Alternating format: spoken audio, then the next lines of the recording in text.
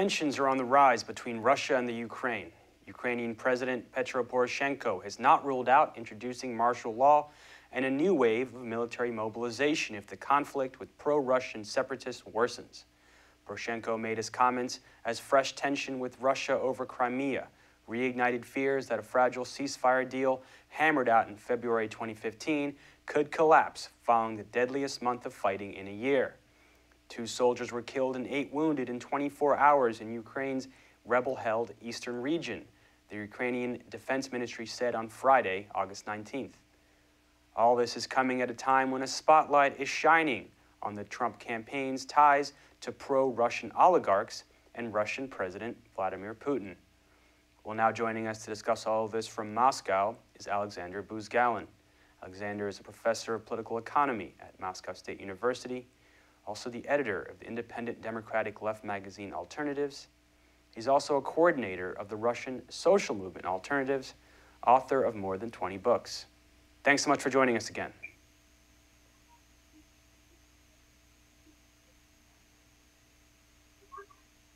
Hello? Yes. Okay. Thanks so much for joining us again. Thank you. I'm very glad to be with you. I'm sorry I didn't got it in the beginning. So I'm very glad, and hello, everybody. Okay. So talk about the source of the latest tensions in the area. Why has this violence worsened over the last month? Both Russia and Ukraine have held large military drills in the area. Give us your thoughts. The problem is really very deep, and the reason is fundamental.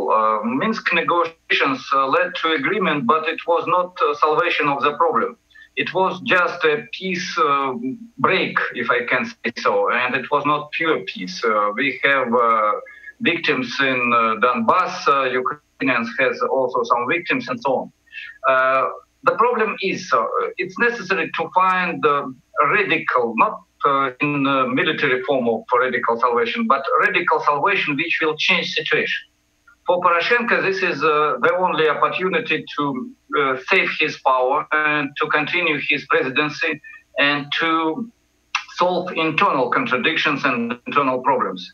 For Putin, some difficulties in relations with Ukraine and tension creates a basis for his popularity because now we have enemy, and this is NATO, and not Ukraine as Ukrainian people, but Poroshenko as leader of the Ukrainian state. There are a lot of contradictions in this confrontation. First contradiction, we have a lot of ideological debates and mutual critique, even very strong, sometimes dirty critique from Ukraine to Russia, from Russia to Ukraine, the same with United States and so on. But from another time, we have diplomatic relations, we have business relations, we have a million of Ukrainians who are working in Russia, and there are a lot of Russians who are working in Ukraine, and so on and so forth.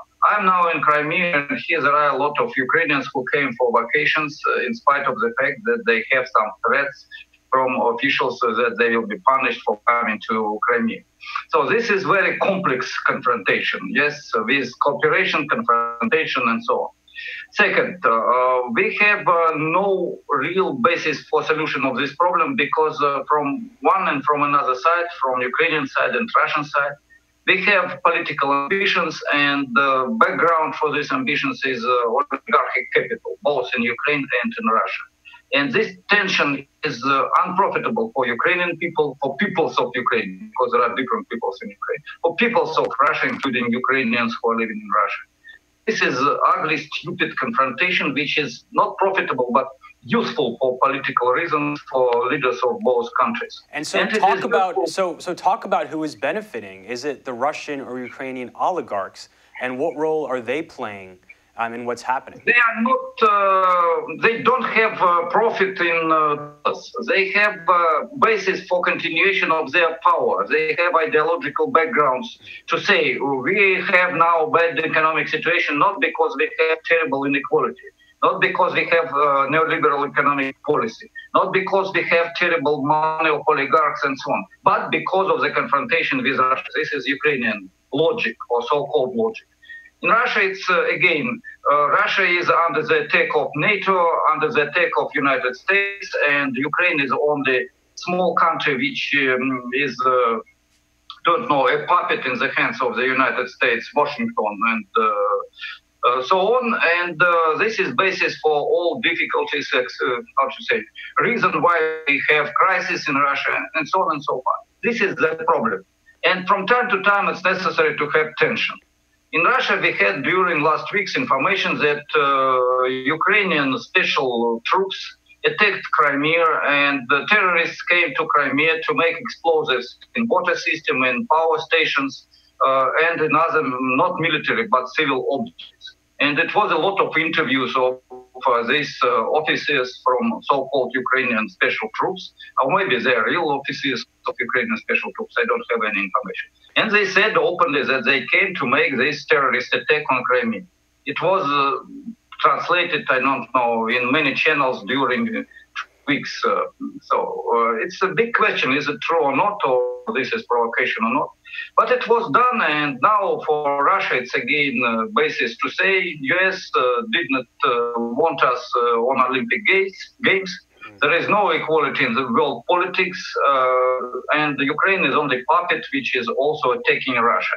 And we must be all together, oligarchs, for people, everybody, in order to, how to say, to confront, not to confront, but to defend, not to confront, to defend ourselves from NATO, from military forces of the United States and the European Union. This is basis. And you've mentioned the United States, and so you mentioned the United States. I wanted to ask you about the impact the U.S. election is having in this conflict. Recently, Paul Manafort, Trump's campaign manager, resigned after the New York Times uncovered he may have received $12 million in off-the-book payments from a pro-Russian Ukrainian party. And just today, Politico released an article titled, "Trump is already helping Putin consolidate control of the Ukraine." In this article, I'm going to read a quote. It says, "In short, the rhetoric in the U.S. election, especially Trump's, is already altering policy in the region, hardening Moscow's attitude toward Ukraine, at the same time frustrating and confusing Ukrainians who want to stand up to Putin." What are your thoughts from being on the ground in this area? Does this reflect what's actually happening there? It's only strange reflection, or I don't know, deformed mirror, reflection in deformed mirror. The problem is contradictions of liberal globalization led to very paradox situation when sometimes more right-wing than neoliberals, more conservative politicians like Trump can say when they're trying to criticize mainstream policy of previous president of the United States or mainstream policy of other leaders, sometimes these far-right politicians who are ugly, terrible persons can say not bad things when they're criticizing neoliberal globalization. But really, if they are in power, such persons like Trump, this is catastrophe for United, not catastrophe, but very bad result for United States and for Russia. It will not lead to the friendship and the decline of international tension. It will lead to the growth of international tension. But we have strange situation when Russian leader, Russian president, and some other leaders have not bad relations with right-wing politicians in different countries, and they are together against a real threat from NATO, threat of neoliberal integration of everybody under the supervision of global capital. This is paradox. Anti-globalization forces now are represented on the top level by right-wing terrible politicians with semi-fascist features. I'm not speaking about our leaders, I'm speaking about general tendency. And this is problem. And Trump is one of the symbolic and sometimes even funny representations of this problem. This is my comment. Okay, well, we want to thank you so much for joining us. And thank you for having a dialogue with US and other people who are watching your program. It's a great program, and I'm very glad to participate in it every time when I can.